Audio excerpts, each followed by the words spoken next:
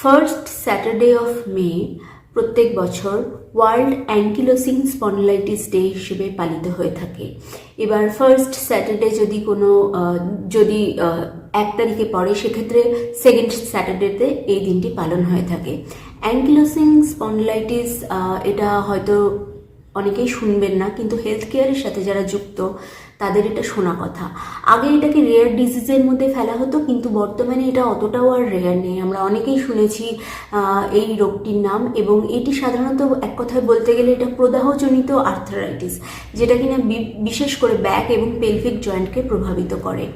এবং এই বিষয়ে যদি আরও জানতে হয় তাহলে আমাদের সাথে যোগাযোগ করুন 9038417527 এই নাম্বারে, অথবা আমাদের হোয়াটসঅ্যাপ করুন বা কল করুন, এখানে কমেন্টের মাধ্যমেও জানাতে পারেন। এবং আমাদের ইউটিউব চ্যানেলটিকে অবশ্যই সাবস্ক্রাইব করবেন। সকলে সুস্থ থাকবেন, ভালো থাকবেন, নিজের খেয়াল রাখবেন।